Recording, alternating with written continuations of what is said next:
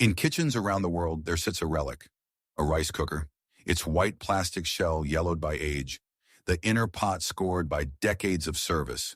It still cooks perfectly every single time.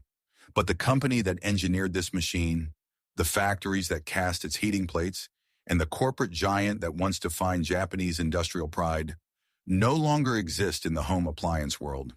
By 2011, Sanyo Electric, a household name that stood alongside Sony and Sharp, was fully absorbed by Panasonic. Within 4 years, the Sanyo brand vanished from the aisles of home appliance retailers, its manufacturing units dismantled, sold off to hire, or simply dissolved. Thousands of loyal engineers saw their life's work liquidated, and today an owner searching for a simple replacement inner pot or a service manual finds nothing but dead ends. The machine has outlived its own creator. But the real story of Sanyo is not the story of one appliance or one factory. It is the story of how engineering, manufacturing, family life, and consumer trust changed together when the world moved on. How did a titan that occupied every kitchen shelf simply fade into history? Every week, we reconstruct the forgotten industrial histories behind the kitchen appliances that once defined our daily routines. We look past the logos to find the factories, the engineers, and the repair networks that turned simple machines into symbols of domestic trust. Subscribe if the stories of these industrial memories still matter to you. For decades, the Japanese kitchen was defined by the labor of preparation. In the early post-war years, cooking rice was a demanding manual process that required constant human supervision. Households relied on wood-burning stoves or early charcoal hearths, the kamado. The process was a ritual of vigilance. A cook had to adjust the heat based on the sound of boiling water and the smell of the steam, often sitting by the fire for nearly an hour. There was no room for error. If the heat was too high, the rice would burn. If too low, it would remain raw. It was the central, exhausting task of the morning and evening, dictating the schedule of the entire family. As Japan entered its era of rapid industrial reconstruction in the 1950s, the household landscape began to shift. The rise of the three sacred treasures, the black and white television, the washing machine, and the refrigerator, had already begun to reshape domestic life.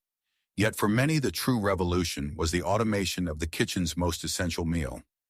It was in this climate of rapid technological hunger that Sanyo Electric Korean Limited emerged as a challenger. Founded by Toshio Ue, the brother-in-law of Panasonic founder Konosuke Matsushita, Sanyo began with a different vision. While others focused on high-end electronics, Sanyo looked at the middle-class kitchen. They understood that the transition to electric cooking required more than just a heating element. It required a system that could mimic the intuition of an experienced cook. In the mid-1950s, Sanyo entered the home appliance market with one goal: to remove the human variable from the rice pot.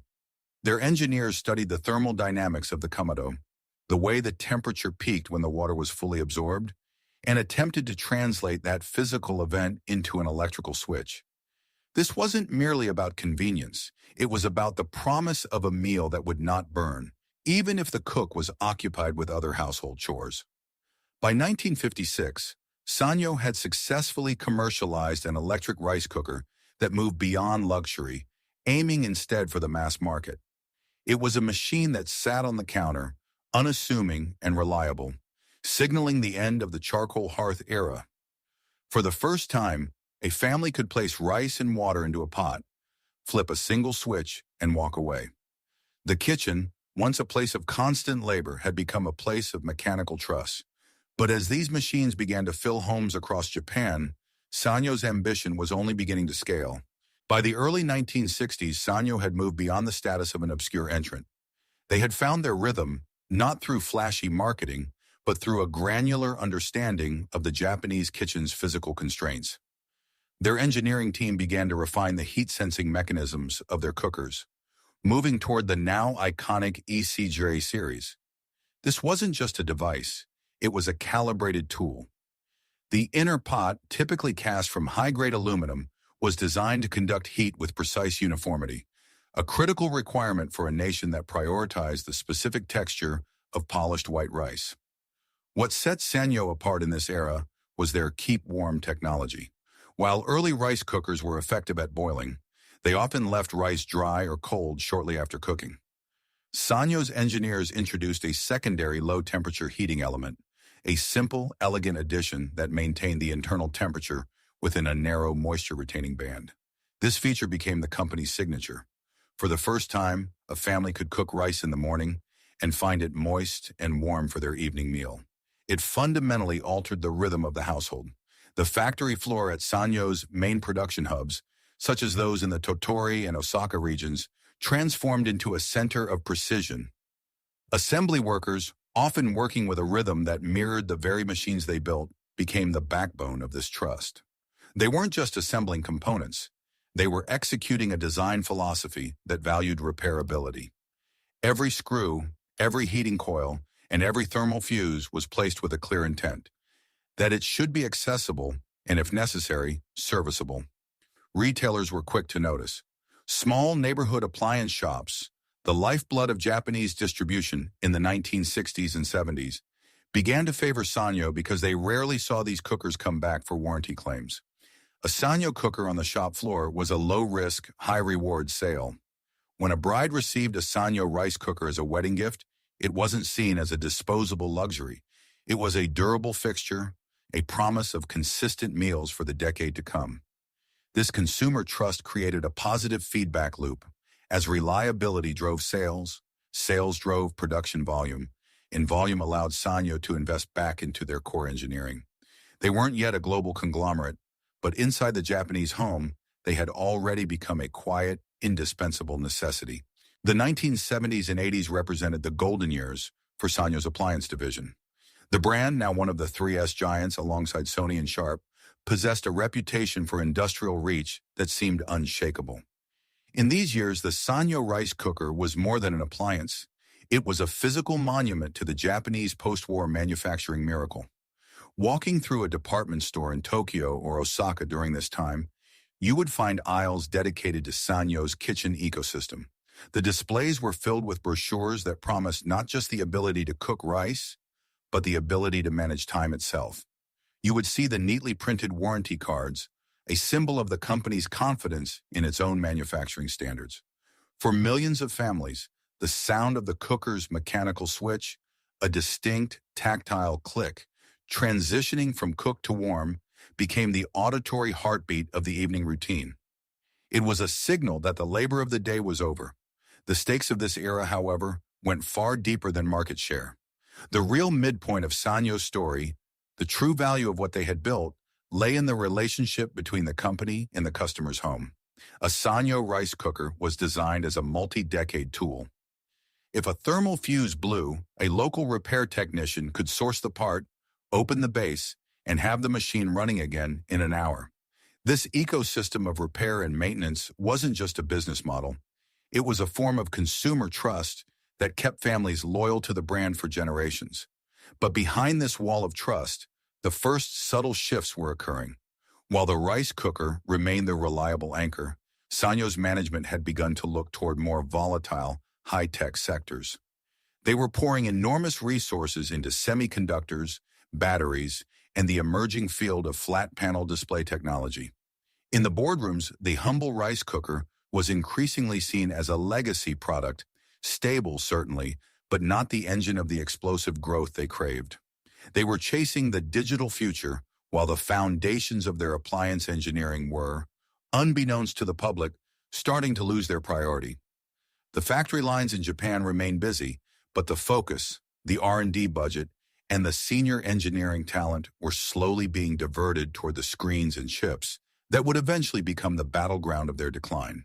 The first crack in Sanyo's foundation did not appear in the rice cooker division, but in the balance sheets of their ambitious expansion into semiconductors and liquid crystal displays. By the late 1990s, the 3S Titan found itself caught in a pincer movement. On one side, domestic rivals like Panasonic and Toshiba were aggressively scaling their consumer electronics. On the other, emerging manufacturers from South Korea and eventually China were proving that high-quality appliances could be produced at a fraction of the cost. Sanyo's management, blinded by the potential of high-tech components, began to treat their home appliance division, the very heart of their brand's trust, as a cash cow to fund riskier ventures. The retail shelf space, once a battlefield dominated by Sanyo's premium displays, started to shrink. Dealers noticed that product updates were slowing down.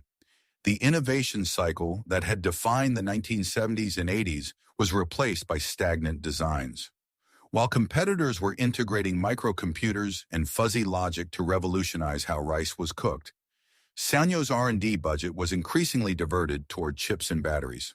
The engineering talent, once pridefully focused on the thermal efficiency of an inner pot, began to drift toward sectors that felt more modern. By the mid-2000s, the decline was undeniable.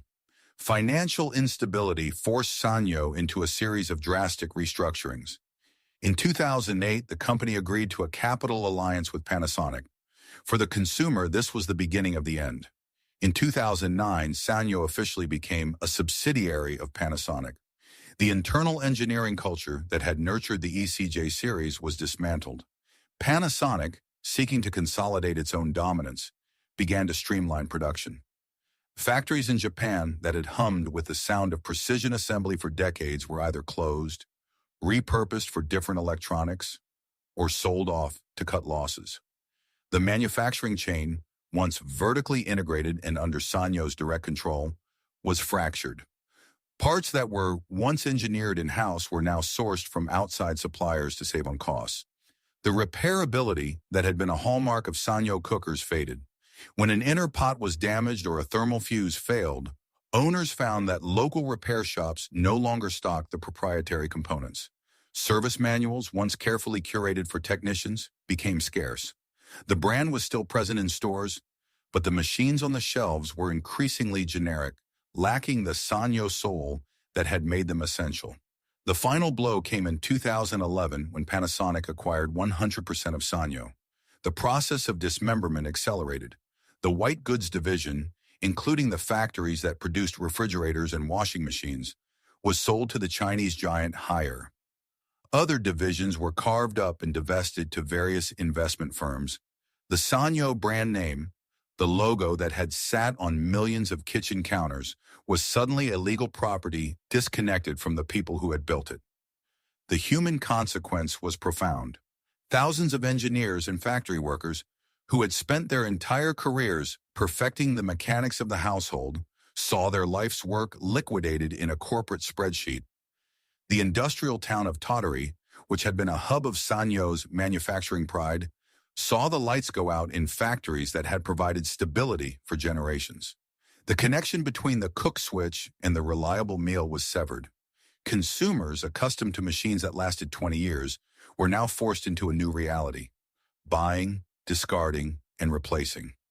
The Sanyo rice cooker, once a monument to durability, was becoming an artifact. The factories stopped. The parts vanished. The repair network dissolved. The brand name remained, but the industrial system was gone. Sanyo was no longer a manufacturer. It was a ghost in the appliance aisle. By 2015, the entity that had once been Sanyo Electric Commerciality existed in name only. The white goods division was absorbed into Haier, and the energy and battery divisions were fully integrated into the Panasonic ecosystem. The factories that had once powered the Japanese kitchen were either converted into new production lines or abandoned to time. The Sanyo logo, once a stamp of reliability, had effectively been erased from the world of new, high-performance home appliances. The legacy of Sanyo is not found in the corporate headquarters of its successors, but in the millions of households that still quietly rely on their machines. Across Japan, and indeed in kitchens from Vietnam to Germany, you can still find Sanyo rice cookers from the 1990s and early 2000s that perform with the same consistency as the day they were unboxed. These machines have become unintended monuments. They are physical reminders of a time when appliances were built to be repaired, not replaced. For the collectors and long-term owners, the absence of an official service network has sparked a new grassroots culture of maintenance. Online forums and secondhand markets have become the modern-day repair bench. Owners share tips on how to replace a worn-out thermal fuse with a generic equivalent or how to patch a scratched inner pot. They are performing the work that the company's own service centers once handled. They are keeping the machines alive, Not because they are inherently superior to every modern pressure cooker on the market, but because they carry the weight of a domestic routine that has lasted for decades. What was lost when Sanyo's industrial system vanished was the promise of long-term domestic stability. Today's market is faster, more efficient, and undeniably more high-tech. We have AI-assisted sensors, precise induction heating, and connectivity features that Sanyo's engineers in the 1970s could only have dreamed of. Yet the cost of this progress has been the gradual decay of the repair don't replace philosophy. The machine that once felt like a member of the family has become a commodity that is judged by its ability to be swapped out for a newer, shinier model every few years.